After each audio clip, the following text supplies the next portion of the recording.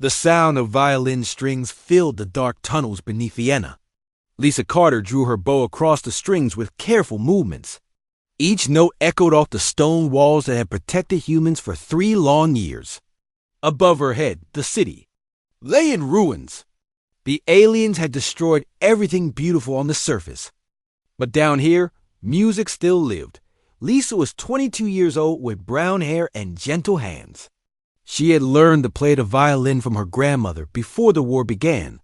Now she was the last musician in the underground city. Every evening, she played for the survivors who gathered in the old concert hall. The hall had once been a subway station. Now it was their only place of hope. Commander Jake Morrison stood in the shadows and listened. He was a tall man with gray eyes and a tired face. The war had aged him beyond his 35 years. His uniform was patched and dirty, but he still wore it with pride. Jake had led the Vienna resistance since the aliens first attacked Earth. He had watched cities burn and friends die. But somehow, Lisa's music made him remember why they kept fighting. The violin sang a sad song about home and love. Jake knew this piece well. It was Beethoven's Ninth Symphony. Lisa played it from memory because all the sheet music had been lost. In the bombing of the Opera House, her fingers found each note perfectly. The music spoke of better times when humans could walk freely under the sun. Ryan Brooks entered the hall quietly. He was Jake's second in command, a young man with quick hands and worried eyes. Ryan had been a computer programmer before the war. Now he was their best spy and scout. He waited until Lisa finished playing before he approached Jake. The news on his face was not good. "Commander," Ryan whispered, "we need to talk, now." Jake nodded and followed Ryan out of the concert hall. They walked through tunnels that connected the underground city. Electric lights buzzed overhead, powered by generators that ran on stolen alien fuel. The tunnels were home to 3,000 people. They were all that remained of Earth's free humans. They entered Jake's office, which was really just a small room with a desk and a radio. Maps covered the walls. Red marks showed where the aliens had bases. There were too many red marks and not enough blue ones. Ryan closed the door and turned on a device that blocked alien listening equipment. "They found us," Ryan said simply. Jake felt his heart sink. "How long do we have?" 3 days. Maybe less. Ryan pulled out a small device that looked like a phone. "I intercepted their communications an hour ago. They're bringing the entire Third Fleet, 200 ships." Jake sat down heavily in his chair. 3 days. After all this time, they had 3 days left. He looked at the radio on his desk. It was connected to speakers throughout the underground city. Every night, he gave the people hope. He told them that other human settlements were still fighting. He told them that rescue was coming, but there was no rescue. There were no other settlements. Vienna was the last. "What about the other cities?" Jake asked, though he knew the answer. "London fell last week. New York is gone. Moscow lasted 2 days after we lost contact." Ryan's voice was flat. "We're alone, Commander." Jake stood up and walked to the window. It was not a real window, just a screen that showed the surface above. The screen displayed empty streets and broken buildings. Alien ships moved like dark birds across the gray sky. The Zephyrians had won. Earth belonged to them now. The Zephyrians were tall and thin with pale skin and large black eyes. They wore silver suits and spoke in clicking sounds. They had come from a distant star with ships that could travel faster than light. At first, humans had tried to welcome them. Dr. Amanda Foster had led the first contact team 5 years ago. She had offered them friendship and culture. The aliens had seemed interested in human art and music, but something had gone wrong. The Zephyrians had watched humans cry at movies and laugh at jokes. They had seen people dance to music and paint, pictures of beautiful things. The aliens had decided that human emotions were a disease. They called it the feeling sickness. They said it made humans weak and dangerous. The war had begun slowly. First, the aliens had banned all music and art. than they had started taking. Humans away for treatment. The treatment removed the ability to feel emotions. Humans who received it became empty and cold, like the aliens themselves. But they were no longer human. Some humans had fought back. Jake had been a military officer when the resistance began. He had seen his own planet turn into a prison. The aliens were too strong and too smart. Their weapons could destroy entire cities in minutes. Their ships could appear and disappear like ghosts. One by one, human cities had fallen. Now Vienna was the last. 3,000 people living in tunnels like rats. But they were still free. They could still feel joy and sadness. They could still love and hope. And they still had Lisa's music. Jake turned away from the false window. "We need to tell the people." "What will you say?" Ryan asked. "The truth. That we have 3 days. That we will fight to the end." Jake picked up his hat from the desk. "And that we will not let them take our humanity." They walked back toward the concert hall. Lisa was still playing, but now the song was different. It was The Final Countdown, a song from the old days when rock music filled stadiums. But Lisa played it on violin, slow and beautiful. The melody rose and fell like waves on a distant shore. Jake stopped walking. Something about the music made him feel strange. It was as if the notes were speaking to him in a language older than words. Other people in the tunnel had stopped too. They stood still and listened with tears in their eyes. "Commander," Ryan whispered. "Look at the lights." Jake looked up. The electric lights were flickering in time with Lisa's music. The effect spread down the tunnel like ripples in water. It was impossible, but it was happening. In her small room, Dr. Kate Sullivan was working late. She was the settlement science officer, a woman who had once taught physics at the University of Vienna. Kate was studying alien technology, trying to find weaknesses. She looked up from her work when her instruments began beeping. Something was interfering with the alien surveillance equipment above ground. The interference came in waves, matching a musical pattern. Kate grabbed her scanner and ran toward the concert hall. Whatever was happening, it was connected to Lisa's violin. The countdown had begun. 3 days to live or die as free humans. 3 days to fight with everything they had. And somehow, Lisa's music was the key to it all. Dr. Amanda Foster sat in her small room and stared at old photographs. The pictures showed her shaking hands with tall alien beings 5 years ago. She had been so proud that day. First contact with another world. She had worn her best dress and practiced her speech for weeks. The whole world had watched on television as she welcomed the Zephyrians to Earth. How wrong she had been. Amanda was 43 years old with red hair that was now turning gray. She had been Earth's best scientist before the war. Now she was just another refugee hiding underground. But she remembered everything about that first meeting. Every word, every gesture, every mistake. The Zephyrians had landed in Geneva, Switzerland. Their ship was silver and shaped like a teardrop. It made no sound as it settled on the grass near the United Nations building. Amanda had led a team of 12 scientists to meet them. They had brought gifts of music, art, and literature from every culture on Earth. The alien leader called himself Vextan. He was 8 feet tall with skin like white marble. His eyes were completely black and twice as large as human eyes. When he spoke, his voice sounded like wind through empty rooms. He seemed interested in human culture. He asked many questions about why humans created art and music. Amanda had been so happy to explain. She told him how music could make people feel joy or sadness. She showed him paintings that made viewers think about beauty and love. She played recordings of children laughing and crowds cheering at sports games. The aliens listened carefully and took notes. "Your species shows strong emotional responses," Vexton had said. "This is unusual. Most advanced species control such reactions." Amanda had thought this was wonderful. Humans were special because they could feel deeply. She had been proud of what made her species different. She had not seen the danger in his. Word-stop the meetings continued for months. The Zephyrians studied human behavior like scientists studying insects. They watched people at concerts and art museums. They recorded human reactions to movies and books.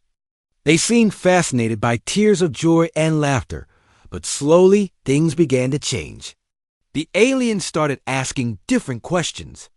They wondered why humans wasted time on activities that served no practical purpose. They asked why people became sad when listening to certain songs. They studied human wars and violence with great interest. Emotional instability leads to conflict. Vexton had told Amanda during their last peaceful meeting. Your species fights because of feelings.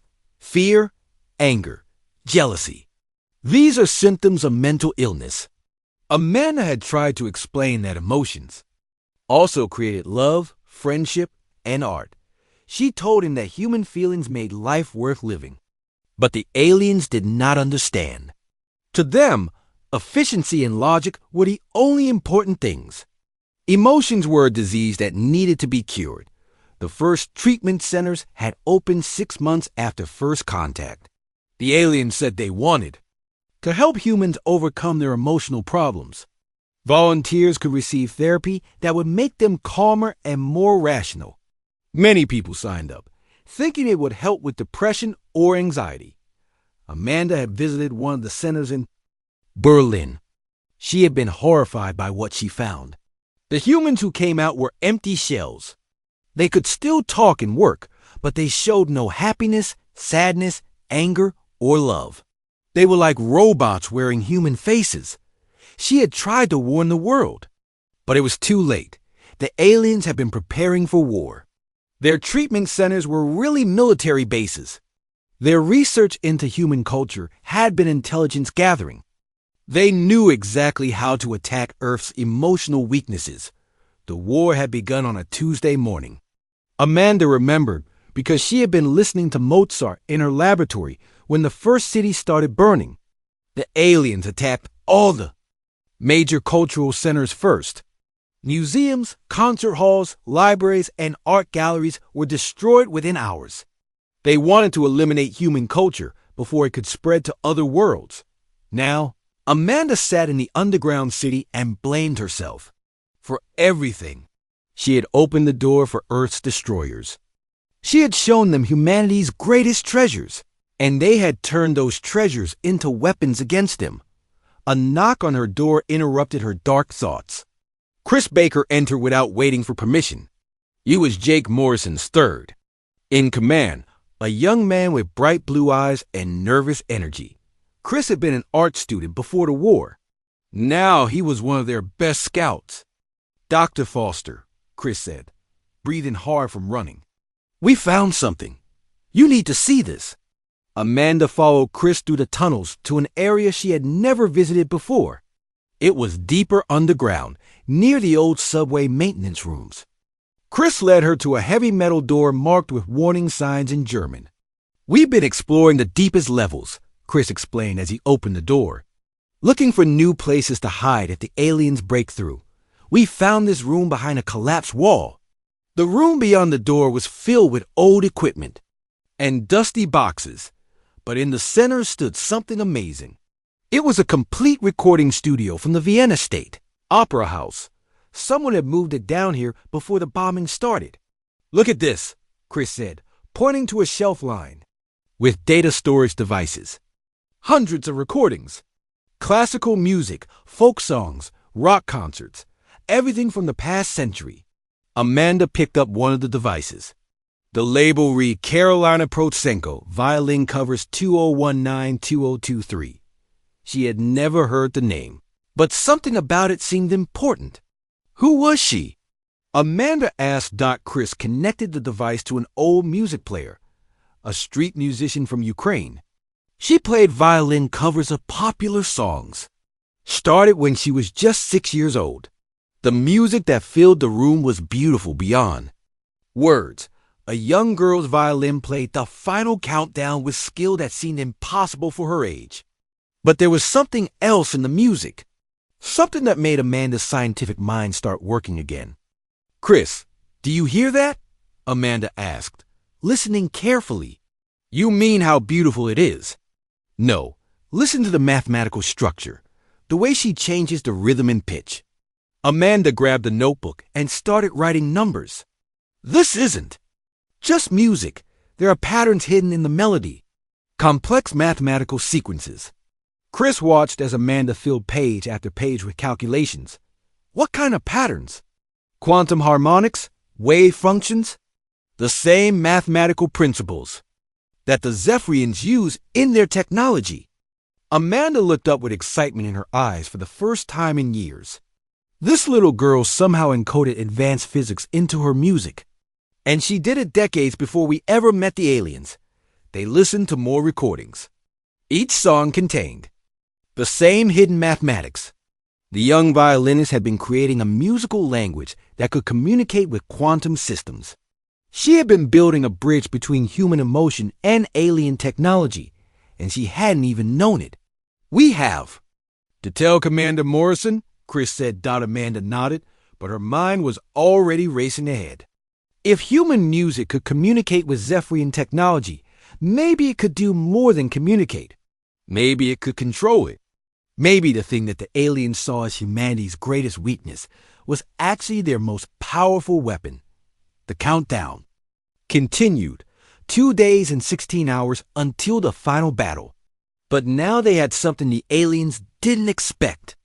They had the mathematical music of a child who had somehow seen the future in her violin strings. Tony Martinez had always been good with his hands. Before the war, he had fixed cars and motorcycles in his garage in Madrid. Now he was trying to fix something much more important. He was trying to save humanity with spare parts and old wire. Tony was 31 years old with dark hair and oil-stained fingers. He had come to Vienna 2 years ago when Madrid fell to the aliens. His wife and daughter had died in the bombing. Since then, he had thrown himself into his work. Building things helped him forget the pain. Dr. Kate Sullivan watched Tony work from across the laboratory. Kate was a small woman with gray hair and sharp eyes. She had been a professor of sound engineering at the university before the war. Now, she was trying to understand something that should have been impossible. Play it again, Kate said to Chris Baker. Chris pressed a button on the old music player. The violin music filled the room again. It was the same recording they had been studying for 12 hours. The young girl's version of the final countdown seemed to change every time they listened to it. There, Kate said, pointing to her instruments. Do you see the wave pattern? Tony looked up from his work. The electronic devices on Kate's desk were showing strange readings. Every time the violin hit certain notes, the alien detection equipment went crazy. Numbers flashed on screens. Warning lights blinked red. It's like the music is talking to their machines, Tony said. Not talking, Kate corrected. Commanding. The harmonic frequencies are matching the quantum signatures of Zephyrian neural implants. Tony put down his tools. He had learned a lot about alien technology in the past 3 years. The Zephyrians had computer chips in their brains. The chips helped them think faster and share information instantly. But the chips also controlled their emotions. They blocked feelings like fear and love. So the music is affecting their brain computers?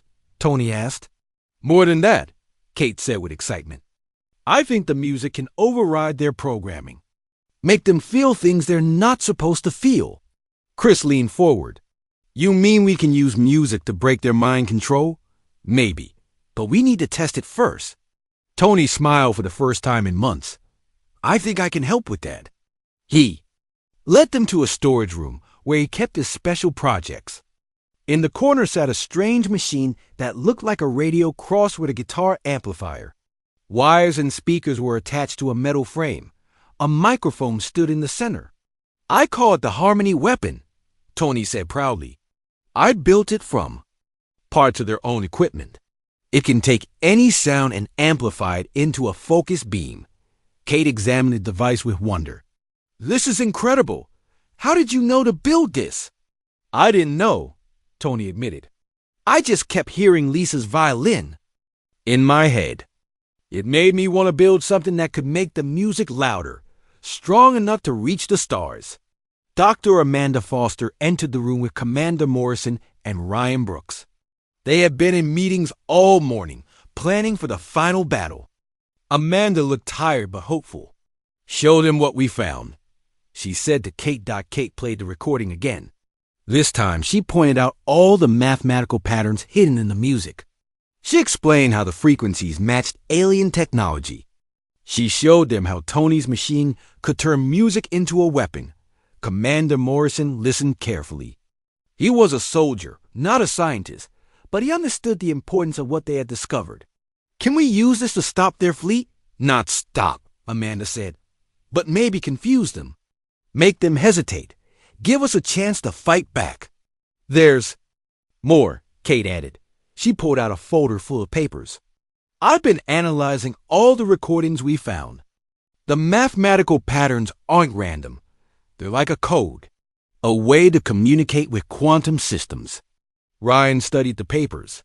As a former computer programmer, he could see the logic in the patterns. This is like a programming language. But instead of typing commands, you play them. "Exactly," Kate said. "And the most complete program is in the violin version of the final countdown. It's like the girls somehow wrote instructions for disabling alien neural implants." Tony frowned. "But how could a child from Ukraine know about alien technology? 20 years before they arrived?" "I don't know," Amanda admitted. "Maybe she was just naturally gifted with mathematics. Maybe she was inspired by something beyond our understanding. Or maybe the universe has ways of preparing us for what's coming." Commander Morrison made a decision. "We need to test this. Can your machine work with live music?" "It should," Tony said. "But it needs a skilled musician to operate it properly. The timing has to be perfect." "Lisa," Morrison said immediately. "She's our best musician." "It's dangerous," Kate warned. "The machine amplifies everything. If something goes wrong, the feedback could be deadly." "Everything we do now is dangerous," Morrison replied. "We have less than 2 days left. If this doesn't work, we're all dead anyway." They decided to conduct a small test. Tony moved his machine to a tunnel near the surface where they could monitor alien activity. Kate set up her instruments to measure the effects. Lisa arrived with her violin, looking nervous but determined. "What do you need me to do?" Lisa asked. "Play the final countdown exactly like the recording," Kate instructed. "But play it through Tony's machine. The amplifier will send the music up to the surface."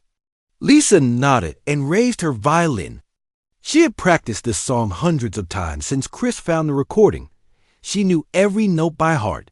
But this time felt different. This time, the music might save them all. The first notes rang out clear and strong. Tony's machine caught the sound and transformed it into something more powerful.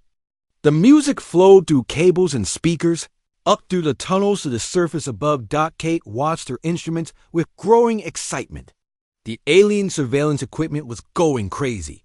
Detection grids were shutting down. Communication systems were failing. The music was disrupting everything the aliens used to watch and control the city. "It's working," she whispered, but something else was happening too. On the surface, a group of Zephyrian soldiers had stopped their patrol.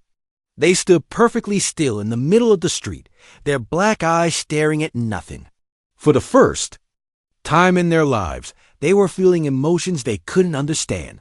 One soldier removed his helmet. His pale face showed confusion and something that might have been sadness.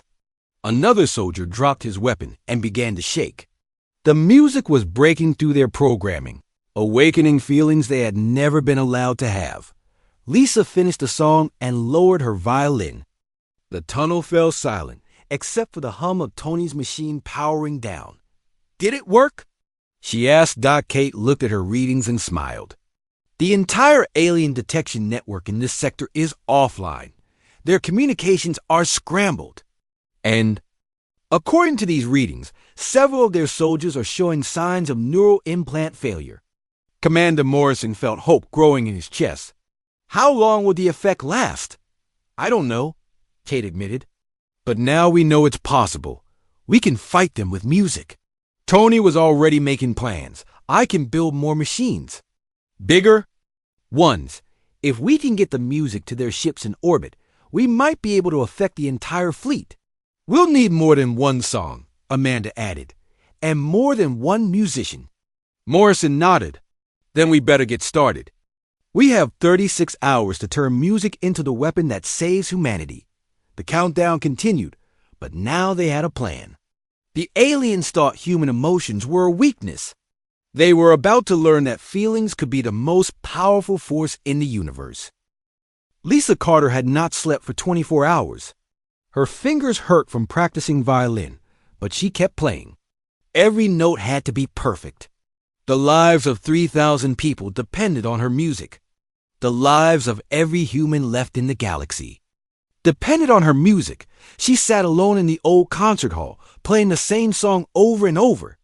The final countdown had become more than just music to her. Each time she played it, she could feel something strange happening. It was as if the violin was talking to invisible listeners far above. Tony Martinez burst into the hall, his face bright with excitement. "Lisa, you have to see this." He led her through the tunnels to his workshop. The room was filled with new machines. Bigger versions of his harmony weapons stood against the walls. Cables snaked across the floor like metal vines. The air buzzed with electricity. "I've been working all night," Tony said, pointing to his creations. 12 amplifiers. Each one can broadcast music across the entire solar system. Dr. Kate Sullivan looked up from a table covered with papers. She had bags under her eyes, but her voice was full of energy. "We've decoded more of the musical patterns. There are specific frequencies that target different alien systems. Some disrupt their weapons. Others affect their ship engines. And some," added Dr. Amanda Foster from the corner, "seem to awaken their suppressed emotions." Lisa walked between the machines, touching their metal surfaces. "You built all this for me to play, not just you," Tony said. "We found 17 other people in the settlement who can play instruments. But you're the only one who can play violin like the girl in the recordings." Chris Baker entered the workshop carrying a small device. "Commander Morrison wants to see everyone. We just received a message from space."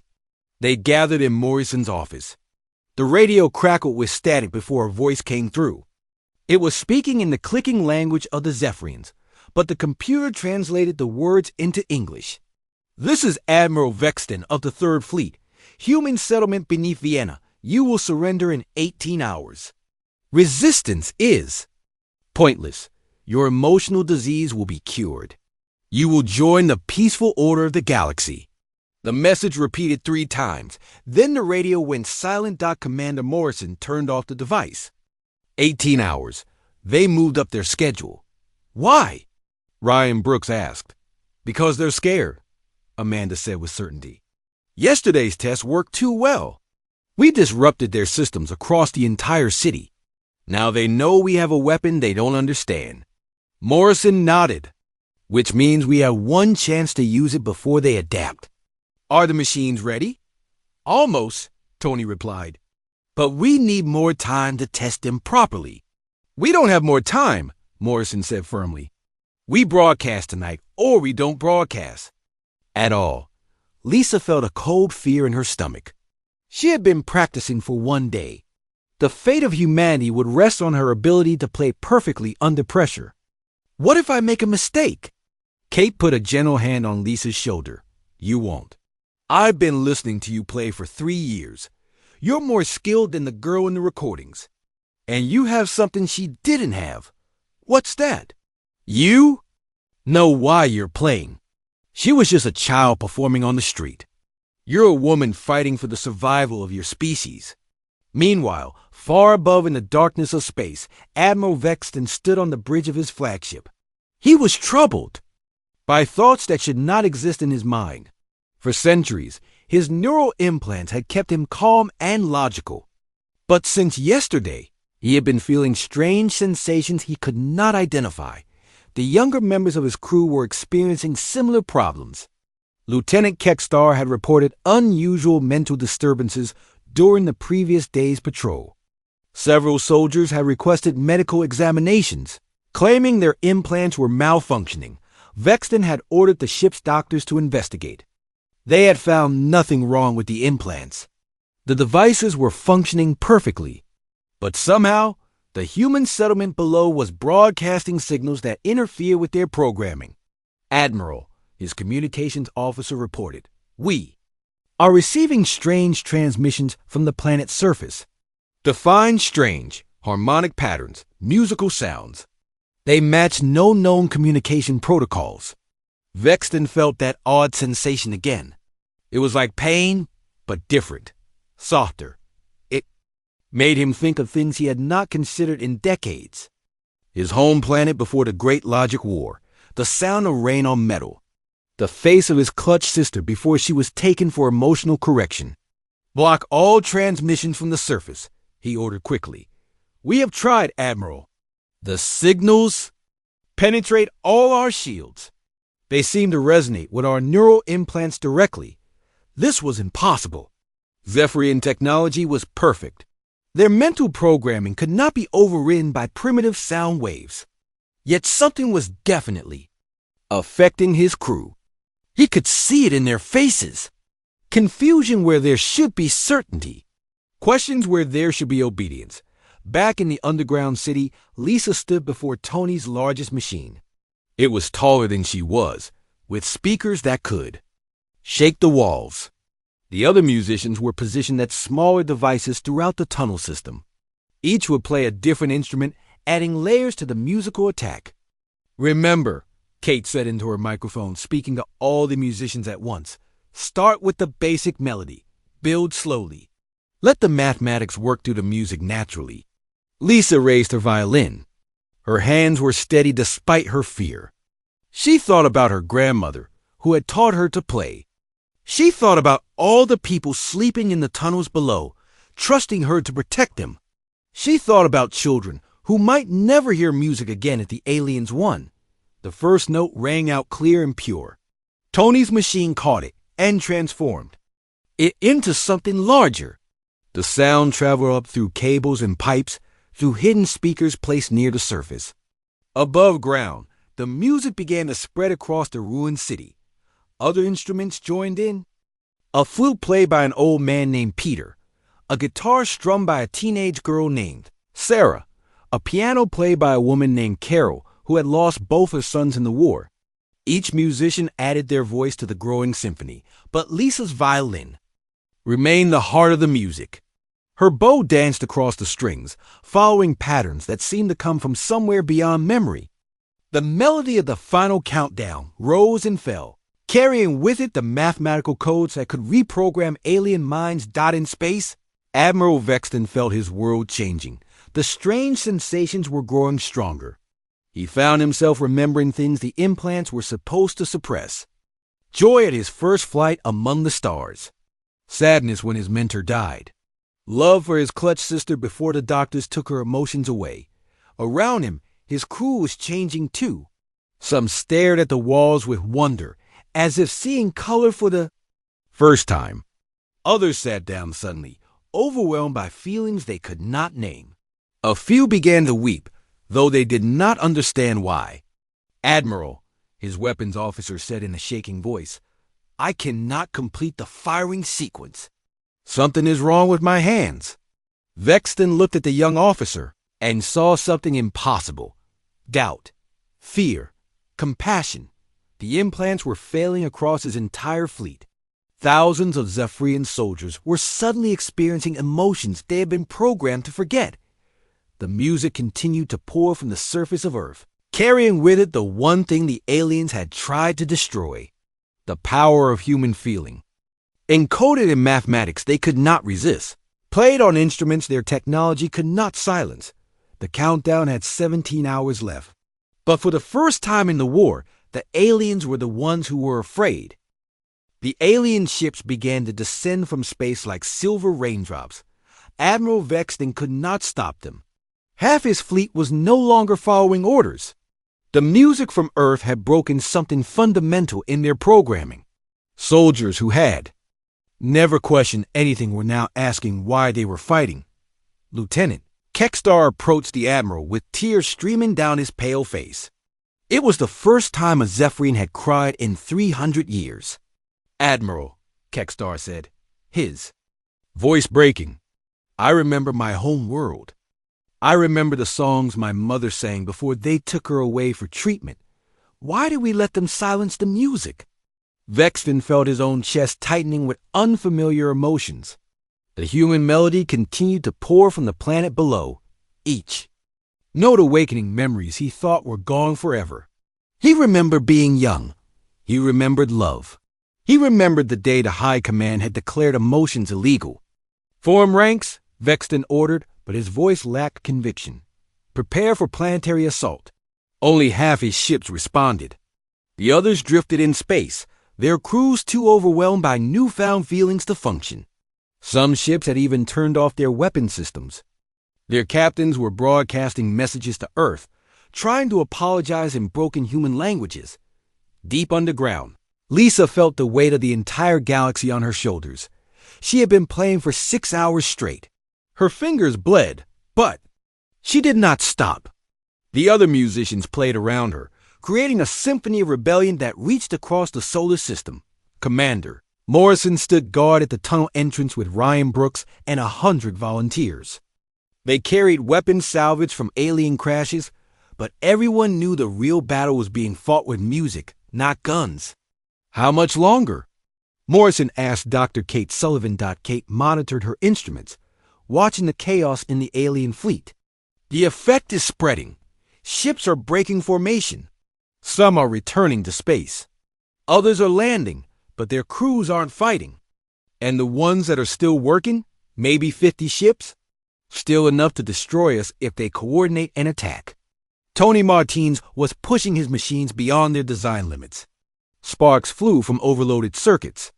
The speakers glowed red with heat, but the music continued to flow upward, carrying its message of freedom to enslaved minds throughout the galaxy. How long can the equipment last? Morrison asked him. Maybe an hour, Tony replied, sweat pouring down his face. The amplifiers are burning out, but Lisa ... She's playing like an angel. I've never heard anything so beautiful. Lisa heard their conversation but did not slow down. The music had become part of her soul. Each note was a prayer for humanity's survival. Each phrase was a weapon against tyranny. She played The Final Countdown for the 100th time, but now other melodies wove through it. Songs her grandmother had taught her. Lullabies she remembered from childhood. Folk tunes that spoke of home and hope. Above ground, the first alien troops landed in the ruined streets of Vienna. But something was wrong with them. They moved slowly, looking around with wonder instead of marching in formation. Some had removed their helmets. Others had dropped their weapons. Captain Zexamore led a squad of 20 soldiers through the rubble. He was one of the few Zephyrians whose implants were still partially functional, but even he felt the music changing him. Memories of his clutch brothers surfaced unbidden. He remembered playing games among the crystal forests of his homeworld before the logic wars began. Locate the source of the transmission, he ordered his troops. But his voice was uncertain. One of his soldiers, a young female named Yexlia, stopped walking entirely. She sat down on a pile of broken concrete and stared at the sky. Captain, do you hear the singing? It's so beautiful. It makes me remember things. Remember what? Joy. I think it was called joy. Other soldiers were having similar experiences. They wandered through the ruins like sleepwalkers, their weapons forgotten. The music was not just disrupting their technology, it was freeing their souls. In the underground concert hall, Dr. Amanda Foster watched readings from across the planet. Human settlements that had been silent for years were suddenly broadcasting again. The music from Vienna was inspiring resistance everywhere. Jake, she called to Commander Morrison, we're getting signals from around the world. Paris is fighting back. Someone in Tokyo is playing a piano. The settlement in the Amazon is singing. Morrison felt hope growing in his chest. They heard us? The whole galaxy heard us. Look at this. Amanda pointed to a screen showing space traffic. Alien ships are breaking off attacks on other worlds. Some are heading home. Others are just stopping. But the most shocking news came from Ryan Brooks, who was monitoring alien communications. Commander, you need to hear this. Some of the Zephyrian ships are broadcasting music now. Their own crews are learning human songs. The revolution was spreading faster than anyone had imagined. Across the galaxy, alien soldiers were remembering what it felt like to feel. They were questioning orders they had followed blindly for centuries. They were choosing compassion over conquest. Admiral Vexton felt his resolve cracking like ice in spring. The human music had awakened something in him that was stronger than any programming. He thought of all the worlds his fleet had conquered, all the cultures they had destroyed, all the art and music they had silenced forever. Open a channel to the surface, he commanded. Admiral? His communications officer asked in surprise. Do it. I want to speak to the humans below. The radio crackled to life in Morrison's office. A voice spoke in heavily accented English, struggling with words it had never used before. Human leaders, this is Admiral Vexton. I wish to discuss terms. Morrison picked up the microphone with trembling hands. Terms of surrender? No. Terms of forgiveness. Your music has shown us what we lost, what we destroyed. We cannot undo our crimes, but perhaps we can stop committing new ones. In the concert hall, Lisa heard the alien admiral's words through the speakers. She smiled through her exhaustion and played even more beautifully. The countdown on Commander Morrison's wall showed 4 hours remaining, but it no longer felt like a countdown to destruction. It felt like a countdown to something new. Other alien commanders were broadcasting similar messages. Ships were landing peacefully near human settlements. Zephyrian soldiers were laying down their weapons and asking to hear more music. Some were even asking if they could learn to play instruments themselves. Lieutenant Kekstar stood beside his admiral, tears still flowing freely down his face. What do we do now, sir? Vexton listened to the beautiful violin music drifting up from the planet below.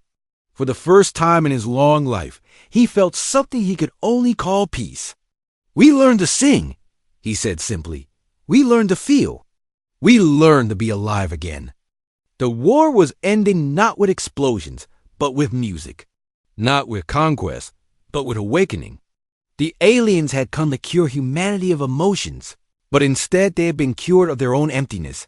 Lisa played on, her violin singing of hope and freedom. The final countdown had become the first movement of a new symphony that would echo across the stars for generations to come. 6 months later, Lisa Carter stood on the stage of the rebuilt Vienna State Opera House. The beautiful building rose from the ruins, like a flower growing through concrete. Human and Zephyrian workers had rebuilt it together, using both earth, materials, and alien technology that could shape metal like clay. The audience was unlike anything the old world had ever seen. Humans sat next to tall, pale Zephyrians. Children from Earth laughed and played with young aliens who were learning to smile. Former enemies shared programs written in 3 languages, English, German, and the clicking script of the Zephyrian homeworld. Lisa raised her violin. The same instrument that had once been a weapon of war was now an instrument of peace.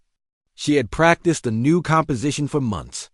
It combined human melodies with Zephyrian harmonic structures, creating music that spoke to both species. Equally, the first notes filled the opera house with sweet sound. The melody began with the final countdown, but it soon grew into something larger. Other themes joined in. The folk songs of Earth mixed with the crystal chimes of Zephyrian memory music. It was a symphony of 2 worlds learning to sing together. In the front row, Admiral Vexton listened with tears flowing freely down his face. He no longer wore the uniform of the Zephyrian fleet. Instead, he dressed in simple clothes and worked as a teacher, helping other aliens learn to feel emotions safely. The transition from logic to feeling was difficult for his people. Many needed guidance to avoid being overwhelmed by centuries of suppressed memories. Beside him sat Commander Jake Morrison, also in civilian clothes. The former military leader now served as Earth's ambassador to the new Galactic Council. The war had ended, but building peace required different skills than fighting battles. Dr. Amanda Foster sat in the second row with her research team. They were working on the most important project in human history, helping the Zephyrians remove their neural implants safely. The devices that had once suppressed emotions were being replaced with new technology that enhanced natural feelings. Instead of blocking them, the work was slow and dangerous. Some aliens chose to keep their implants, afraid of what they might feel without them. Others removed them too quickly and became lost in emotional storms they could not control. But progress was being made. Every day, more Zephyrians learned to laugh, cry, love, and hope. Tony Martinez had started a new business building musical instruments for alien hands. Zephyrian fingers were longer and more flexible than human ones, allowing them to play notes that Earth musicians could never reach. The sounds they created were strange and beautiful, adding new colors to the Galactic Symphony. Dr. Kate Sullivan worked with Zephyrian scientists to understand how music affected quantum neural networks. Together, they were developing new technologies that could heal damaged minds and enhance natural creativity. The mathematical patterns in music that had once been weapons were now becoming tools for healing. As Lisa played, she thought about the journey that had brought them to this moment. The countdown that had once marked humanity's final hours had become the first tick of a new age. The galaxy was learning to sing again. Not everything was perfect. There were still Zephyrians who believed emotions were a disease. Some had fled to distant stars, taking their cold logic with them. There were humans who could not forgive the aliens for the destruction they had caused. Trust was fragile and had to be rebuilt one note at a time. But in the opera house that night, none of that mattered. What mattered was the music flowing between. Species like a bridge across the darkness of space. Young Zephyrians in the audience were humming along with melodies they had never heard before but somehow understood. Human children were learning to click their tongues in rhythm with alien percussion patterns. Chris Baker sat with his new friends from the Zephyrian Cultural Recovery Program. He had become an expert in finding lost art from destroyed worlds. Together, they traveled across the galaxy, locating hidden museums and forgotten libraries. Every painting they saved, every song they recovered, was a victory against the darkness that had nearly consumed both their peoples. Ryan Brooks worked with former Zephyrian intelligence officers to locate human survivors in distant parts of the galaxy. Many settlements had hidden so well that even their liberators could not find them. But slowly, carefully, they were making contact. The galaxy was bigger than anyone had imagined, and there were more survivors than they had dared to hope. Lieutenant Kekstar, now a student at the new Vienna Music Academy, sat in the third row with his first violin. He was still learning to play, but his long fingers could create sounds that amazed his teachers. Tonight he would join Lisa on stage for the final movement, adding his voice to the song of Unity. The music swelled toward its climax. Lisa's violin sang of sorrow and joy, of loss and hope, of the long journey from darkness to light. Around the galaxy, other concerts were happening.